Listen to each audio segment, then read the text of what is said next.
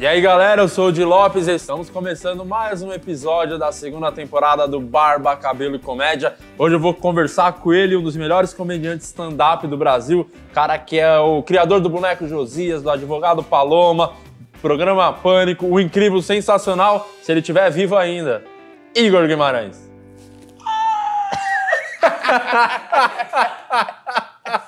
Afoga um pouco. Tudo bem, Gui? Obrigado por ter eu que agradeço, meu. Tá frio, né? Deu uma esquentadinha agora. Isso, e agora essa pano quente na cara, choque térmico. Minha avó falou que entorta o rosto. O Maurício fica com a boca torta após as entrevistas Virou o Thiago Carvalho depois. Não, mas aí tem que ser choque muito forte. Ô Igor, eu tava tentando lembrar o dia que a gente se conheceu, o dia que eu te vi a primeira vez. Desculpa. E eu lembrei, foi o falecido, eu não lembro o nome do grupo de vocês, como é que era? Senhora Comédia. Senhora Comédia no Sacode a Poeira. Era um bar que era um corredorzinho assim, né? Lembra? Pequenininho, apertado. Acho que a primeira vez que eu colei lá pra fazer, você tava lá no... Esse bar foi o segundo show que eu fiz, aí o dono falou, você não quer ficar aqui fazendo show pra sempre? O cara falou isso? Aí eu falei, eu fico. E tô fazendo show até hoje. Esse barzinho durou quanto tempo lá? Vocês ficaram lá 1 ano e pouco? 1 ano e pouco, né? Fazendo show de... Ela cabia pouca gente, né? De 20 pessoas a... E a 8, né? Tipo... Não, fizemos pra 2. Teve um dia que eu lembro... Acho que o dia que eu fiz tinha mais gente pra fazer do que a gente na plateia assistindo. Sempre. Aí os comediantes sentavam nas mesas pra assistir, lembra? Os grandes nomes do riso. Grandes nomes. O grupo era você, o Thiago Ventura, o Chesma Padim, Átila, Chinhê... E o Otávio Rogers. Otávio Rogers, verdade. E olha que coisa interessante, né? Tipo, eu ganhava R$20 fazer show lá. 20 conto era o cachezinho lá. E como eu ficava feliz. Como 20 conto valia alguma coisa, né? Porque tinham 20 conto e a parada de poder comer de graça. Tinha também a comida inclusa ou não? Muito ruim. Às vezes eu comia amendoim lá, nossa, puro mofo dentro. Tava verde o amendoim. Falei. E você também chegou a fazer, acho que deve ter sido o seu primeiro show da sua carreira, eu acho que você vai falar isso. Não tenho certeza, mas acho que é o Troféu Joinha, não foi? Foi um dos primeiros, né? O Troféu Joinha era... o Troféu Joinha, que eu fui campeão da última. Eu ganhei e fechou a balada, né? Era um puteiro lá, lembra? Isso, stand-up na boate. Verdade, era um puteirinho que o vencedor ganhava 50 conto, não era? Tipo um cara vestido de gênio que era o dono, lembra? Verdade, ele era fantasiado, maluco. Ele fantasiava de gênio. Banheiro unissex. Banheiro unissex e 5 pessoas. Caixa de som ferrada. Foi você que derrubou a água. Foi eu que derrubei a água no microfone. Eu fiz o gogó, porque falou, o outro que veio aqui queimou. A caixa de som. Cara, eu fui tipo 1 mês antes, os caras não arrumaram, né? Aí dali, depois do Senhora Comédia, como é que foi? Você ficou fazendo os bagulho, só participação avulso, virou o Rei de Suzano, no Boteco Matias. Muito tempo, né? Eu acho que já fiz todos os shows do mundo. Os mais trash, você fez todos, dos trash aos clássicos. Os mais bons, Dos que tinha microfone, as que não tinha. É verdade. Foi. E fiquei assim um tempão, assim, vendo disso. Eu lembro que o Suzano, que é o Boteco Matias, teve anos lá à noite do Marcos Zagueno e do Celso Júnior. Boteco Matias, e na época... A gente fez o começo, na época que era o camarim era no banheiro de deficiente. Isso! E o pessoal tacava coisa na gente. É verdade. A plateia ficava toda em pé. Era um bar, meu, que eles cabia, 200 pessoas sentadas, eles colocavam 300. Era loucura, né? E o show começava muito tarde, quase meia-noite. E abria às 7 da noite. O povo já tava muito louco de bebida. Ali foi um lugar onde eu aprendi muito a lidar com a plateia, sabe? Porque a galera... E era uma galera sem paciência. Uma vez tentaram me bater lá, eles xingavam comediantes. Sai, você é ruim, vem outro. Já vi falar isso pro comediante lá. Nossa, como você é horrível, para! Desce daí. Puxaram já fio do microfone. Ali foi a minha escola cômica, viu? Ali amadureceu pra caramba. Porque ali eu vi que a gente... tinha que se virar com as situações impossíveis, né? E o time do nosso texto, ele tem que ser meio camaleônico também. Porque a gente às vezes pensa que é a nossa comédia, que a gente teve que ajustar o texto para alguns lugares e tal, mas o tempo de comédia, ele muda conforme a plateia que você está fazendo, né? O mesmo texto, ele lá era feito totalmente diferente, né? Com mais rapidez, mais gritado. Subimos! Você já cortou o pescoço de alguém, Rony? Ah, então vamos agora. Aqueles que se matam ao vivo. Mas, sabe, eu achei lá, essa experiência de lá, assim, modificadora na minha carreira mesmo, porque ali eu vi que a gente tinha que desprender muito das nossas vaidades, muitas vezes, para conseguir fazer, né, comédia. Eu digo que a comédia, ela é muito desafiadora do humorista, sabe? Ela não deixa a gente ficar em inércia. Nem fedendo, né? Mas não só assim textualmente, eu digo, assim, até na vida pessoal, na vida artística mesmo, sabe? Nos caminhos que a gente tem que dar e tudo. Ali eu falei, a gente não pode só achar que stand-up dá o texto. A gente tem que fazer um entretenimento. O texto funciona, né? E só chegar e fazer que vai entrar lá. Era claramente, se você não ganhasse a galera, você ia ter muita dificuldade para terminar os seus 15 minutos lá, porque provavelmente eles não deixariam. Né? Não deixariam. E a coisa da surpresa também, né? O que as pessoas estavam lá esperando é que aquilo fosse uma bosta. E quando a gente mostrava que não era, que podia ser engraçado, e eles podiam se divertir, era uma coisa muito surpreendente, né? O poder do entretenimento, né? Eu sei acho muito legal. Uma história sua também, que você fez um show com o Jansen. Que ameaçaram vocês lá de... Ameaçaram de morte. O humorista que não é ameaçado de morte, eu acho que nós estamos fazendo errado, né? Já foi ameaçado de morte. Um barzinho, onde foi isso aí? Foi em Mauá. Mauá. Eu falei que o cara era usuário de drogas e ele era mesmo. Aí ele ficou um pouco bravo. Aí ele falou, sai daqui, senão eu te mato. Aí eu falei, um beijo, tchau. Porque eu não tenho... Porque eu, de verdade, eu não tenho medo de morrer fazendo isso que eu faço. Mas eu escolho a pessoa que vai me matar. Não quero qualquer um na minha biografia. É bem pensado, não tinha parado pra pensar nisso. Não, porque esses tempos um rapaz me ameaçou. Aí eu claramente não queria ele. Era uma coisa assim de dinheiro e tal. Aí eu falei, não, pelo amor de Deus, toma aqui. Tudo pra você não entrar na minha bio. Na minha biografia. Malik, né?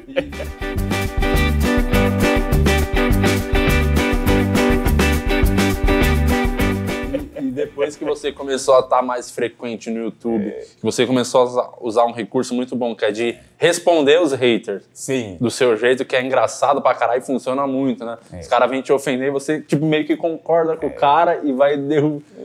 Eu xingo ele, né? Depende do momento. Você já teve uma briga no meu Facebook lá, o pessoal discutindo. Falou, alguém me xingou, alguém defendeu e tal, aí começou aquele brigueiro. Aí eu postei uma foto de um bolo de fubá e falei, quem quer bolo de fubá? E aí a galera, vai tomar banho, personagem, boneco maldito. Horrível, eu lembro um momento que eu lembro pra caramba também, nosso, foi um dia terrível na minha vida, que eu capotei o carro, dei PT lá no Corolla. Eu ia falar disso, que eu falei, o que eu vou falar lá? Eu lembrei do dia. Você lembrou dessa história? O Corolla. Me conta a sua versão dessa história. Só eu vou resumir a minha parte. Eu capotei o carro, acordei, do meu irmão, nem era meu carro. Dei PT no Corolla, acordei no hospital e as únicas pessoas que estavam lá eram o Thiago Ventura e o Igor. Foi. Eles falaram, olha... Como é que vocês foram parar lá? Como é que você foi parar lá? Eu nunca te perguntei, eu acho isso. Alguém ligou, falou, olha, o Di capotou. E eu morava perto de onde você capotou, né? Que era na Avenida do Estado. Na Avenida do Estado ali. Aí lá vamos nós lá. O cara pro hospital, né? E aí, a hora que você tava lá, chegou uma mulher baleada, uma coisa assim. É verdade. E aí o cara achou que eu era um dos companheiros da mulher baleada. É mesmo? Aí falou, não, você não pode entrar. Aí eu não entrei, nem vi você aquele dia. É verdade. O cara falou, não, eu sempre sou barrado, meu. Incrível. O cara foi barrado barrado de hospital e... Onde mais já foi barrado? Não, loja de roupa é onde eu sou mais barrado. É mesmo? O pessoal fala assim, não tem esse produto aqui. O que você quer? Ou, você não pode entrar nessa sessão. Aqui tá fechado, balada, eu sou o primeiro a tomar a mão na... Por isso que eu tenho alguns tempos. Mas você ainda você curte ir pra balada? Chegou um momento da sua vida que você ia pra balada? Eu gosto de boates. Não. Mas não vou muito, não. Eu gosto de muita coisa, mas não faço.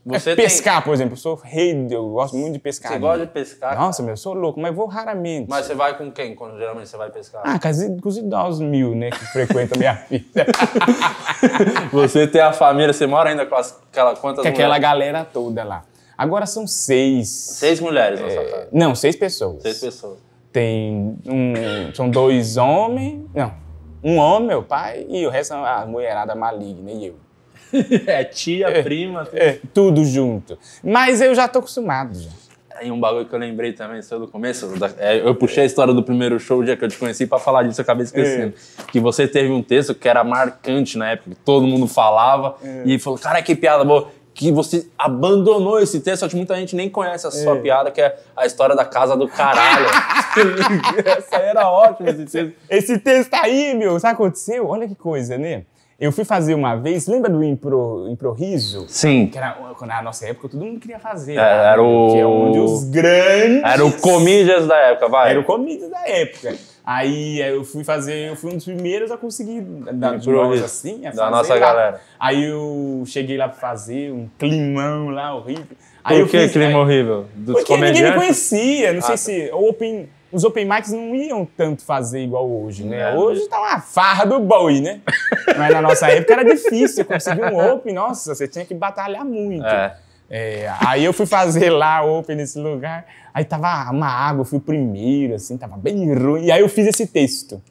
Eu fiz esse texto, não entrou. Eu nunca mais fiz ele. Você pegou trauma. Que coisa, né? Que bobagem. Bobagem, porque o texto funcionava... eu não lembro nem uma palavra desse texto. Caralho. Pouquíssima coisa. Cara, assim. Você tem que escrever um livro sobre a história dessa piada. Uma vez um cara chegou pra mim e falou, eu te dou 30 mil reais essa piada. É mesmo? Um doido devia que ter vendido.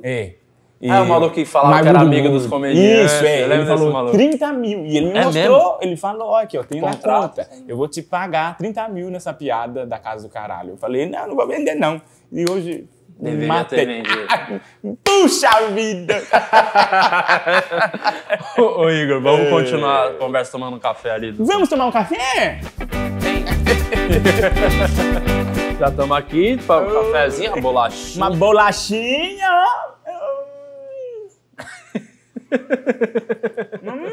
pouco dura. Toma um cafezinho? Morreu. Ô Igor, você não sente falta de fazer o talk show lá, o de Cara com Maligno? Foi um dos grandes clássicos do Igor Guimarães, né? O primeiro clássico que eu acho, na minha opinião, que teve a cara do Igor, que a galera, muita gente conhecia de show e tal, mas que chegou em mais gente e falou, cara, esse é o Igor, que é completamente um cara... O de Cara com Maligno, e a coisa que eu mais acho legal dele foi que as pessoas acharam que era verdade. Isso daí foi o maior prêmio. Foi incrível, né? Não, da Silvete Montilla, o pessoal falando assim, como é que você desrespeita uma grande diva? Como você ousa fazer isso? E que falta de educação. As piadas pesadas com o Diego Bara, você tratava ele que nem cachorro. Maligno, né? Foi muito terrível. Época boa da porra. E foi assim, uma coisa muito ousada, né? Eu sempre gostei muito do falso documentário. Eu acho as suas referências, você tem umas referências de humor que era legal até você falar assim. Por exemplo, nessa parte de falso documentário, que é o Christopher Guest, né? Que faz... que já fez Mascots, tem vários tipos de falso documentário que ele já fez. Tem um que eu gosto muito, que é Spinal Tap.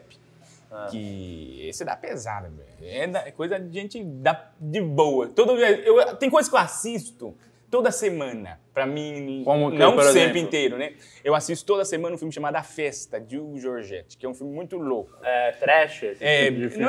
Não é trash, mas tem um humor muito bem Igorzismo. É mesmo, você gosta? Aí eu assisto toda semana pra lembrar, porque o humor, não sei se você tem essa mesma opinião, mas eu acho que o humor, a gente tem que estar sempre lembrando dos principais tópicos dele. Não comediante em si. Mas momentos assim, da comédia. Coisas principais que às vezes a gente se pega em situações que a gente precisa lembrar quais são os signos do humor que a gente tem em relação. Por exemplo, esses problemas... Se você dá um golinho no meu café, a gente já continua a conversar.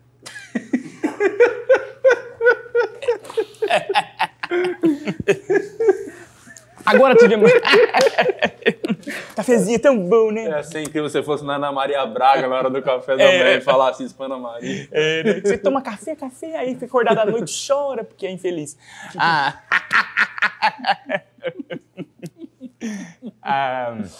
Por exemplo, eu perdi completamente onde eu tava. Aí, aconteceu agora esses problemas terríveis que nós tivemos com alguns humoristas que foram criticados dos tweets e tal, né? O pessoal fala muito sobre isso, aquilo outro, mas eu acho que o principal problema dessa situação são os signos cômicos. Isso nunca aconteceria se os humoristas de hoje se preocupassem nos signos que eles querem transmitir. O público que eles querem falar e como eles querem falar, o que eles falam. Porque o que protege a gente das pessoas é o nosso humor. O que a gente faz durante todo esse tempo, né? Entendeu? O Igor falar um bagulho que as pessoas podem achar bizarro, mas quem conhece fala, não, você não entendeu o que ele quis dizer, né? Não, e aquilo, se eu falo uma coisa bizarra, por exemplo, no meu caso, que fiz todos uns signos baseados naquele humor maligno, né? Que boneco do mal, gente louca, psicodélico e tal.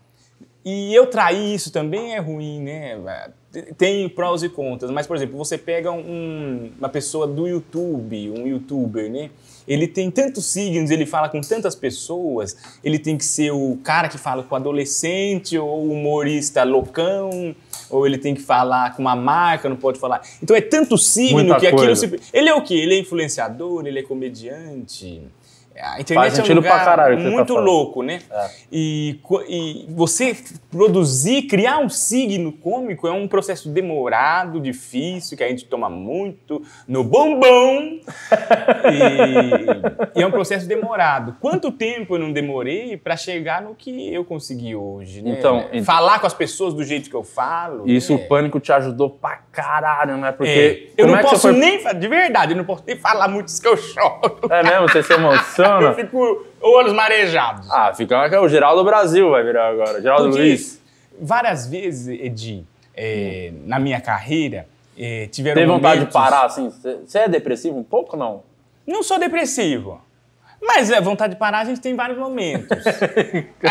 Não, porque não é uma carreira fácil, assim. Não no sentido financeiro, porque nós somos muito ricos. Mas dinheiro não é tudo na vida, né? Não, mas no sentido de... Pra quem você fala, o que você fala, né? Isso às vezes já me perturbou muito, sabe? Por exemplo, eu sempre gosto de contar a história de quando eu criei o Advogado Paloma. Advogado Paloma. Só pra, de repente, frisar, não sei se me corrija se eu estiver errado. Tá. Eu acho, você fez pro Boneco Josias, foi que estourou pra caramba, você fez um monte de coisa, mas eu sinto que o que você mais gosta, se diverte fazendo é Advogado Paloma. Né? Dá pra sentir que eu acho que você fica muito à vontade fazendo, você tá... Eu sou fã desse loirinho. Bandindim! Advogado Paloma. Advogado Paloma. Advogado Paloma. Você não sentiu o peso da lei. Eu não tô de chorumela! Eu gosto muito dele. Eu gosto muito desse advogado.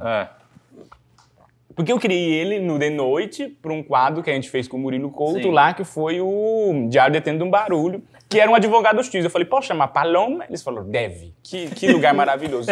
Eu acho isso do De Noite, essa liberdade, meu... A SBT tem muito disso, TV mais feliz do Brasil mesmo. Pânico, se fosse pra SBT, seria a melhor coisa que poderia acontecer. Né? Já pensou se for? Nossa. Nem se for pra ser faxineiro, né? Ia ser legal. Mas, bonequinho varrendo! Receber salário mínimo em barra de ouro. Você vê? Receber em telecena, quem não quer? Poder ganhar e raspar, quem não ama? E aí a gente criou o boneco José, não. A gente criou o Advogado Paloma. Advogado Paloma. Pra aquela série, foi muito legal. A ideia era do programa ter um advogado e que você fizesse um advogado, era isso? Não, surgiu lá um personagem, advogado. Aí chamaram eu pra fazer. Aí eu falei, posso ser loiro? Posso chamar Paloma? Eles falaram, pode. Aí nasceu o Advogado Paloma. E eu fiz vários outros Advogados Paloma em outros momentos lá. E teve uma vez que eu tive que fazer o Advogado Pelado Paloma. Advogado Pelado Paloma. Que eu tive que ficar pelado. Ficou pelado mesmo? Mas não é pelado em qualquer lugar. A gente teve que ficar pelado na redação do The Noite. Ou seja, era eu, o psicopanchico Iguinho, que querendo mostrar meu trabalho, mostrar que eu sabia fazer aquilo, no meio de pessoas que eu considerava muito boas na comédia. Pessoas que escrevem comédia. Então, gente inteligente, faz humor inteligente. Aí eu fiquei muito constrangido. Eu fiquei assim, caramba, o que é isso? Eu fiquei meio mal, assim. Aí eu voltando pra casa, eu falei, que bobagem, né? Porque ali tá a epopeia da comédia, meu. Não é só eu querer fazer os outros rirem, é eu também ser o motivo da piada. Não só ser o ataque, também ser o alvo. Eu também sou o instrumento da piada, sabe? Então, riam de mim. Por qualquer que seja o motivo. Por eu estar nu ou por eu ter feito uma boa piada inteligente, sabe? Se desprender dessa vaidade... Mas até chegar nessa conclusão demorou? Não? Na hora você já se ligou? Na hora eu me liguei. Foi um start. Foi muito pesado pra mim e graças a isso eu pude fazer os meus outros personagens. Se não fosse isso, eu não conseguiria fazer nada que eu fiz no Pânico, do Josias. Porque você foi no Pânico pra dar entrevista na rádio, pra divulgar trampa, uma coisa assim. Não, eu fui porque... Falaram assim, olha, Igor, precisa fazer... Tô precisando de personagem aqui no Master Trash. Você foi no Master Trash Isso, primeiro. Que era fazer cozinhar lá. E aí eu fui fazer, eu falei, posso fazer um índio? Aí eles falaram, pode, faz aí. Aí eu fiz um índio, gostaram bastante. Aí falou, o Morgado foi embora, precisa de um personagem pra fazer agora. Você pode... Eu falei, faça o índio de novo. Eu falei, não, tem que ser outro. Eu falei, pode ser um boneco? Aí eles falaram, pode. Cara, foi muito assim? Posso chamar Josias? Falou, pode. Mas quem que vai manipular? Eu falei, ninguém. Aí o Pateta tava indo embora, o André Pateta. Aí falou, vem Pateta, faz o cara. O Pateta tava com a mochila nas costas. Ai, que droga. Aí tirou a mochila. Pôs a peruca. Aí a gente pegou na internet boneco, ventrilo, que o maquiador fez. E aí eu fiz uma vozinha, ai, que alegria. Vou matar sua família. E aí nasceu o boneco Josias. E foi na hora, alguma coisa, você já tinha alguma vez na sua cabeça, passou uma ideia? Nada, foi ali. E olha, se eu não tivesse me desprendido naquele passado, do nude, eu nunca ia ter essa disponibilidade. Caramba, foi o start, realmente virou a chavinha pra você. Virou a chave. O humor, ele sempre E mudou a sua carreira, né, Igor? Deu uma virada do caralho na sua carreira, o Pânico, né? Porque chegou um momento, falando a minha opinião, né, vendo de fora, que o Pânico tava desgastado, porque era muito tempo os mesmos caras fazendo, tipo, por mais que criassem coisas novas, era a mesma galera. E chegou você e o Morgado, que deram um gás gigantesco. O Master Trash dá mais audiência do que o próprio Masterchef. Foi. Foi bizarro, né? A gente dava mais audiência que o Então, Masterchef. Vocês deram uma cara nova, um gás novo pro Pânico. Aí principalmente o Morgado, né? Que não, você também pra caralho. Vocês dois. Brincadeira. O Morgado veio aqui, o Rony levantou ele na cadeira, assim, foi impressionante. Isso! Mas isso foi muito... O humor, ele meio que trabalha como transgressor na minha vida, assim, sabe? Ele que me dá os meus grandes alertas. Quando você tá curtindo pra caralho fazer o Pânico, os personagens, tá, ir pra TV, por mais desgastante, você ficava o dia inteiro lá filmando, caramba. Sim, não, o Pânico, ele surgiu num momento da minha vida muito engraçado. Eu tinha brigado com um grande amigo meu de muitos anos, que eu parei de falar com ele, e quando eu... Amigo de vida ou de comédia? De comédia e de vida. O meu melhor amigo. E eu estava muito mal, porque não só ele brigou comigo, como fez com que as pessoas desacreditassem muito em mim. E eu fiquei muito chateado com isso, foi uma época muito ruim para mim.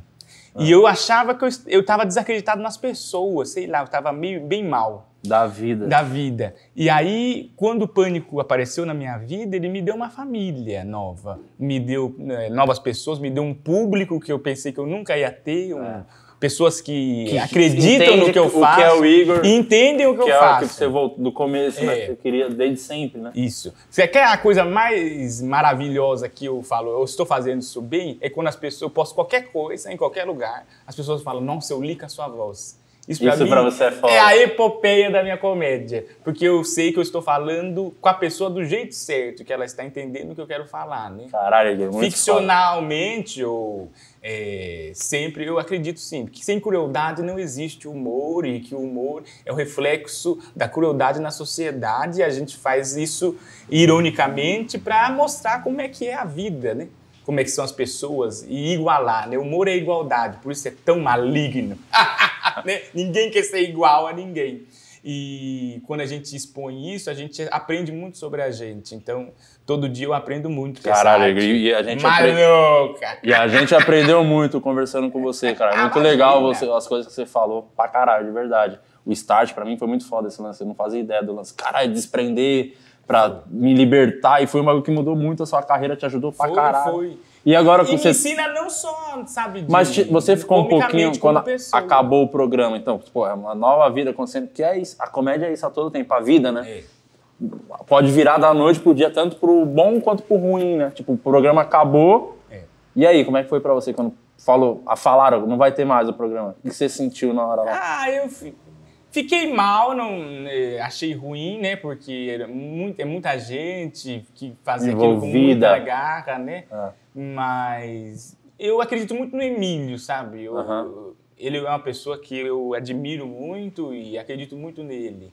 E ele achou que aquilo era necessário acontecer, então eu acredito muito nele. E a oportunidade que ele me deu e tudo, sei lá. Eu não fiquei tão abalado assim, não. Porque eu sempre acreditei muito na comédia não me deixar na mão, sabe?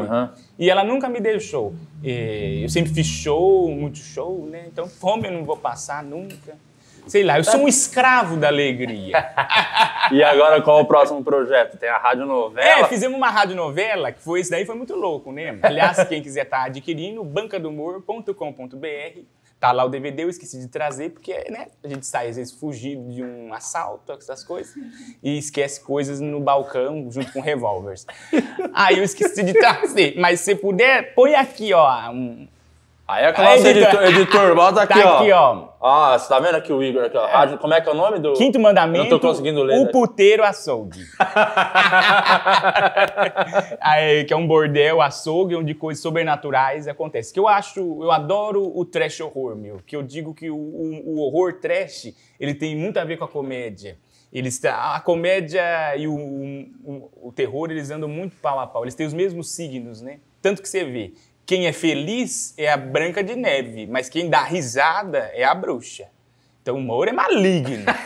Não, mas todo sentido. Né? E faz sentido. Então eu consumo muito o terror para aprender muito sobre comédia, sabe?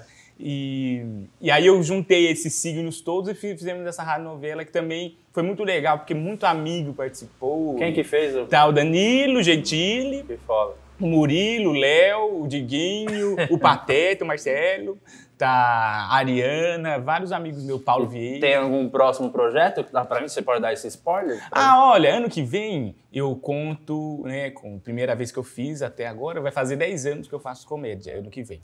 E aí eu vou fazer um especial de comédia, 10 anos, né? Stand-up ou misturando tudo? Misturando tudo. Uma homenagem ao Igorzismo. Né?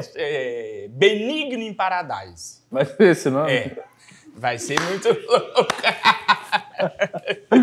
Então, já tô ansiosíssimo pra assistir. Eu também, porque eu acho que não vai sair do papel. Senhoras e senhores, esse foi Igor Guimarães. Obrigado, irmão. Obrigado, viu? Um abraço pra sua família. Fiquei tão feliz quando vi que você ia ser pai. Obrigado. Fiquei muito contente, porque agora você vai ver como é duro, né? Você vai sofrer na pele. Não vai ser nada bom. Você vai sofrer muito. Dificilmente você vai parar de chorar. Advogado Paloma. Advogado Paloma. Olá, galera. Eu sou o boneco Josinha. Que alegria aqui. Esse é o Barba. Como é que é? Cabelo e buceta. Se inscreve aí. Aperta aí. Pega. Seu desagradável. Maldito, feio, horroroso. Pentelhudo, maldito. Fedido, nojento, escroto. Filho bastardo. Eu sou o boneco Josinha. Pará. Eu vou matar a sua família. Boneco maldito, né, meu?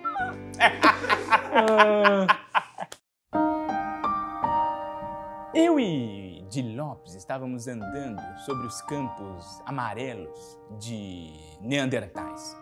Que noite escura, o medo tomava conta da gente. Mas nós estávamos de patinete. Nada podia nos impedir. Fomos andando e uma coelha cega nos falou: "Ei, cadê meus R$2?" Eu falei: "Sai daqui, desgraçada." Eu e Di continuamos. Não paramos sem medo da manhã. Ao chegar, encontramos um lápis. Eu falei: "Caramba, pegamos o caminho errado." Por isso eu digo, tome cuidado com as coelhas cegas. Elas são traiçoeiras.